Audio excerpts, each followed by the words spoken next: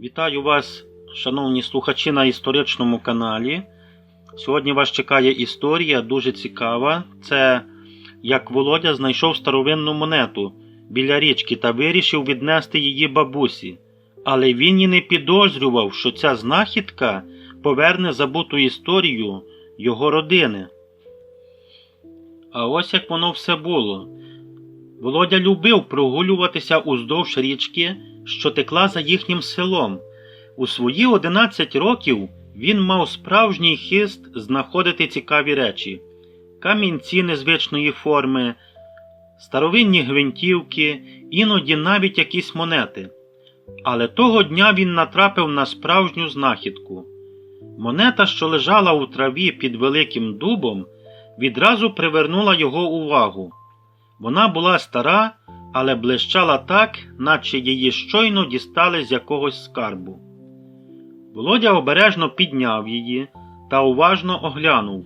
Вона була важкою, набагато важчою за звичайні монети. На одній стороні був викарбуваний профіль якогось стародавнього короля, а на іншій – незрозумілий символ, що нагадував сонце з променями. Не вагаючись, хлопчик вирішив віднести монету бабусі. Вона завжди знала багато історій про старовину і, можливо, зможе розповісти про цю знахідку більше. Бабуся сиділа біля вікна і в'язала, коли Володя, запихаючись від бігу у дерев'яні двері, влетів до хати. «Бабусю, дивися, що я знайшов!» – вигукнув він, простягаючи їй монету.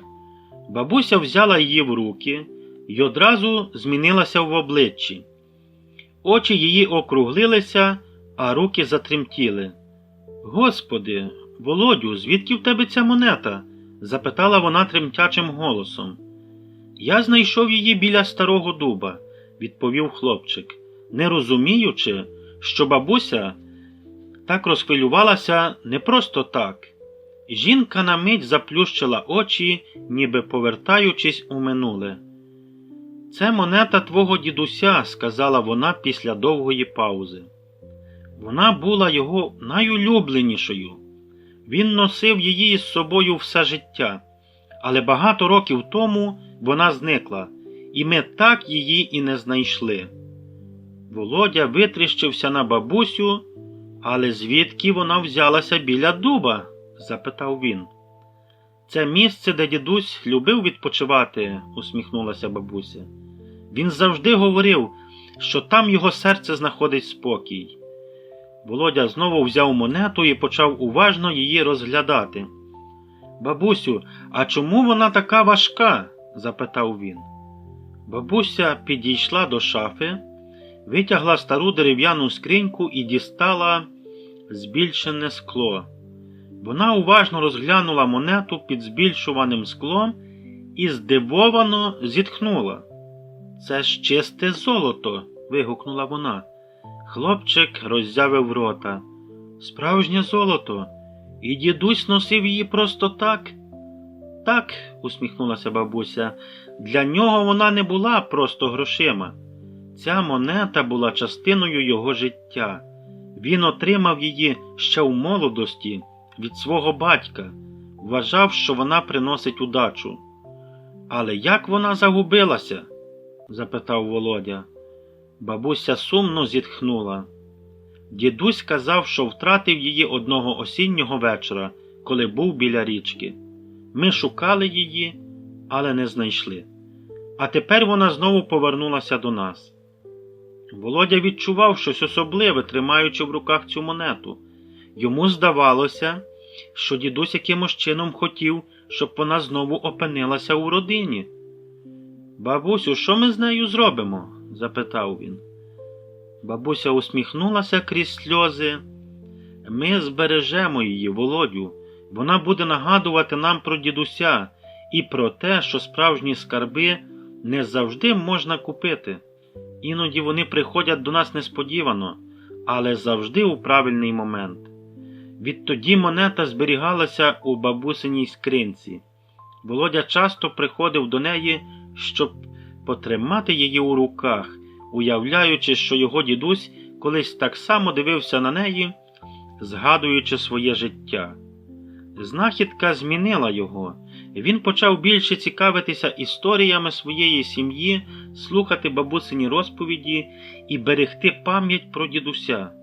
Іноді найбільші скарби – це не золото чи коштовності, а історії та спогади, які вони зберігають. Минав час, але історія монети не виходила у Володі з голови. Він дедалі більше цікавився дідусем, його молодістю, історією родини. Бабуся розповідала йому безліч цікавих історій, але деякі моменти залишалися загадковими. Хлопчик вирішив дізнатися більше про саму монету. Одного дня він пішов до свого вчителя історії, пана Олексія, який мав чималу колекцію старовинних речей. Вчитель уважно оглянув монету, зважив її на руці, розглянув під лупою і здивовано похитав головою. «Володю, ця монета непроста. Це не просто золото. Вона належить до дуже рідкісної серії монет, які карбувалися ще у 21 столітті. Її символіка унікальна. Ось цей знак, схожий на сонце, це старовинний символ роду, який жив у наших краях кілька століть тому». Хлопчик завмер. «Ти хочеш сказати, що ця монета може бути родовою реліквією?» «Цілком можливо», – кивнув вчитель. «Якщо дідусь носив її все життя, можливо, він знав більше про її значення. Тобі треба дізнатися більше про свій рід». Володя повернувся додому ще більш зацікавленим.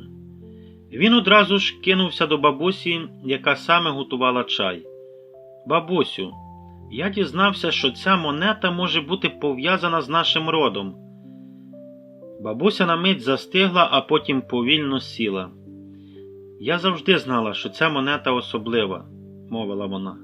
«Але те, що вона може бути частиною нашої родової історії, це щось неймовірне». Вона дістала зі старої шафи пожовклу книгу, родовідний альбом. Разом вони почали перегортати сторінки, вдивляючись у фотографії та записи. «Ось дивись, це твій прадід», – показала бабуся на стару фотографію. Чоловіка з суворим, але добрим обличчям. Він був відомим майстром, ювеліром. Кажуть, що він працював над багатьма важливими речами, які носили люди знатного походження. Володя відчув трепет. Можливо, монета була частиною роботи його прадіда? Або ж вона передавалася з покоління в покоління, як знак удачі та захисту? З кожним днем Володя все більше відчував зв'язок зі своїми предками. Він вирішив зробити щось особливе. Написати історію своєї родини.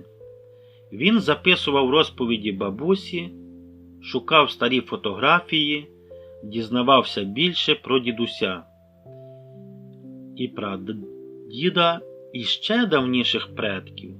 Одного дня, коли він уже зібрав чимало матеріалів, бабуся запропонувала йому особливий подарунок. «Ось тобі ця монета, Володю, вона тепер твоя. Я знаю, що ти збережеш її і не дозволиш їй зникнути знову». Хлопчик відчув, як тепло розливається по його серцю. Він узяв монету і притиснув її до грудей. «Я обіцяю, бабусю, я збережу її і нашу історію». Через кілька років Володя написав цілу книгу про свою родину. Вона стала справжнім надбанням для всієї сім'ї. А монета зайняла почесне місце у спеціальній скринці, яку хлопчик зробив сам. Завдяки цій випадковій знахідці Володя не просто знайшов старовинний предмет, а віднайшов частину своєї душі, своєї історії. Він навчився цінувати минуле, розуміти його значення і передавати ці знання далі. Іноді найбільші скарби – це не коштовності, а зв'язок із тими, хто був до нас. І якщо пощастить, цей зв'язок знаходить нас сам у найнеочікуваніший момент, як колись монета і знайшла Володю.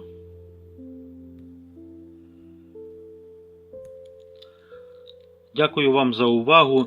Дорогі друзі, мій канал – це місце, де історії різного жанру. Від казкових до романтичних, від сімейних до драматичних, від детективів і також до історичних. Кому до душі, я прошу вашої підтримки, вподобайкою, а це натиснути палець вгору. Вам не важко, а для мене це підтримка. І більшої дає, знаєте, такої моральної наснаги розповідати вам і надалі цікаві історії. До зустрічі у новій розповіді.